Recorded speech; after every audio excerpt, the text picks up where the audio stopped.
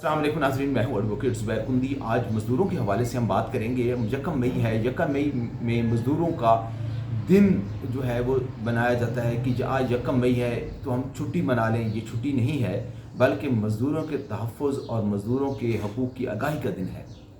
اصولاً چھٹی نہیں ہونی چاہیے بلکہ تمام جگہ پہ مزدوروں کے حوالے سے تمام انسٹیٹیوشن میں گیدرنگ ہونی چاہیے۔ وہاں پہ مزدوروں کے حقوق کے تحفظ کے لیے جو قوانین ہیں ان کو آگاہی دینی چاہیے۔ لیکن بدقسمتی سے بہت سارے مزدوروں کو ان کے حقوق اور ان کے حقوق کے متعلق قوانین کا علم نہیں ہوتا۔ سب سے پہلے تو ہم بتاتے ہیں کہ آرٹیکل 11، 17، 18، 25، 37E یہ وہ آرٹیکلز ہیں جو آئین پاکستان کے آرٹیکلز ہیں جن میں مزدوروں کو حقوق دیے گئے ہیں، مزدوروں کے حقوق کے تحفظ کی ضمانت دی گئی ہے۔ ان آرٹیکلز کے تحت کسی مزدور سے آپ زبردستی مزدوری نہیں کروا سکتے، ان کے حقوق سے آپ پہلو طے نہیں کر سکتے۔ بچوں اور عورتوں کے حقوق کی ضمانت بھی انہی آرٹیکلز میں دی گئی ہے، اور کسی بھی مزدور کی مزدوری کو آپ نہیں روک سکتے۔ انہی آرٹیکل کی روشنی میں بہت سارے قوانین بنائے گئے۔ پاکستان میں بہت سارے قوانین موجود ہیں لیکن بدقسمتی سے مزدوروں کو ان قوانین کا علم نہیں ہے۔ آج چیدہ ہم ان قوانین کے بارے میں مزدوروں کو بتائیں گے، اور تاکہ ان کو پتہ چل سکے کہ ان کے حقوق کے تحفظ کے لیے قوانین موجود ہیں تو وہ ان سے فائدہ بھی اٹھائیں۔ سب سے پہلے تو ہم آتے ہیں فیکٹریز ایکٹ 1934 کی طرف۔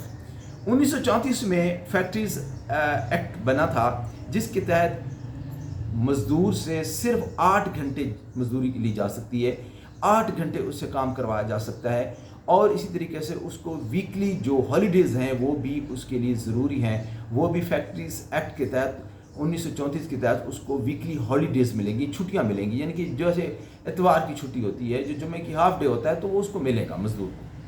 تو یہ مزدور اس کا حق رکھتا ہے۔ سیکنڈلی منیمم ویجز آرڈیننس 1961، 1961 میں قانون بنا تھا جس کے تحت مزدوروں کی کم از کم تنخواہ کا کم از کم جو ویجز کا جو معاملہ تھا وہ اس میں ڈسکس کیا گیا ہے۔ آج کل جو مزدور کی پنجاب میں جو منیمم ویجز ہے وہ 32,000 روپیز ہے، 32,000 ہے۔ اگر 32,000 سے کم کسی مزدور کو مزدوری دی جاتی ہے تو وہ شکایت کر سکتا ہے۔ وہ کون سے ڈپارٹمنٹ میں جائے گا؟ لیبر ڈپارٹمنٹ میں جا کر اپنی شکایت کا اندراج کر سکتا ہے، اور لیبر والے اس کی شکایت پر عمل درآمد کرنے کے پابند ہیں، اس کی شکایت کا ازالہ کرنے کے پابند ہیں۔ پھر آ جاتا ہے جی شاپ اینڈ اسٹیبلشمنٹ آرڈیننس 1969۔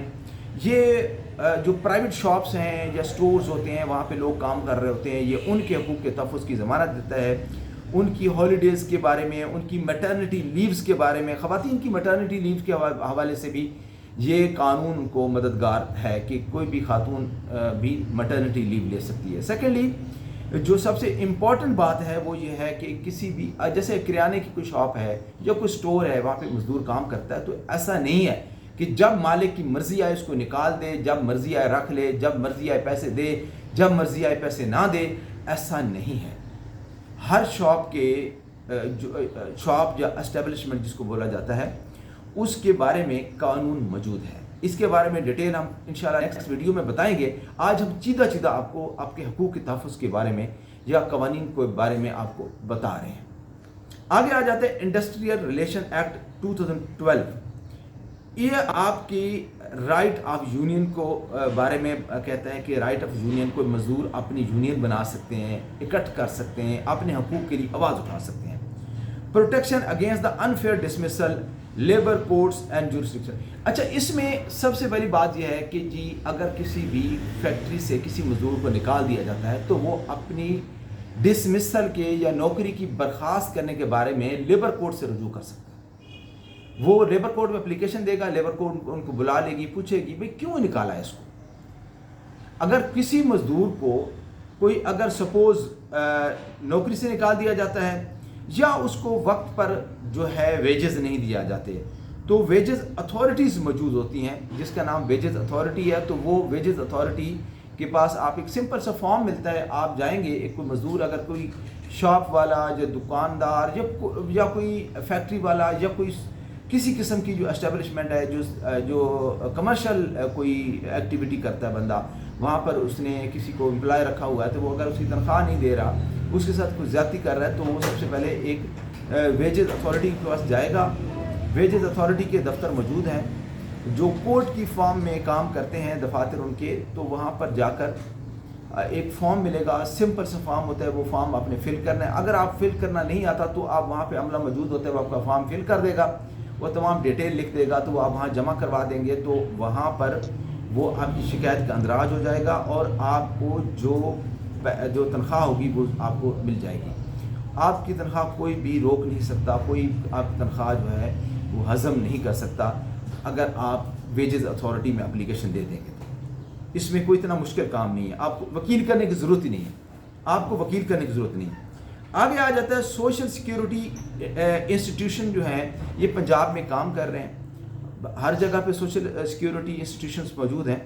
तो इसमें आपको फ्री ट्रीटमेंट मिलती है, इनके हॉस्पिटल्स मौजूद हैं, फिर मैटरनिटी बेनिफिट्स आपको मिलते हैं। अगर कोई मजदूर डिसेबल हो जाता है तो सोशल सिक्योरिटी की जिम्मेदारी है कि उसकी डिसेबिलिटी के हवाले से उसकी पेंशन और उसकी उसकी कंपनसेशन का एहतमाम करे, उसके इलाज मुआवजे का एहतमाम करे।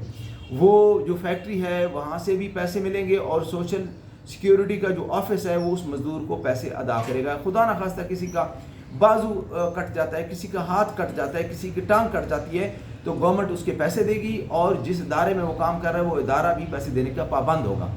ये इसके कवानीन मौजूद हैं, लेकिन सोशल सिक्योरिटी के ऑफिस को आपको जाना होगा, वहाँ जाकर आपको ये बेनिफिट मिल जाएंगे। फिर आपको पेंशन भी मिलेगी। सोशल सिक्योरिटी का जो इदारा है वो आपको पेंशन भी प्रोवाइड करवाएगा और ख़ुद भी उसमें कंट्रीब्यूट करेगा।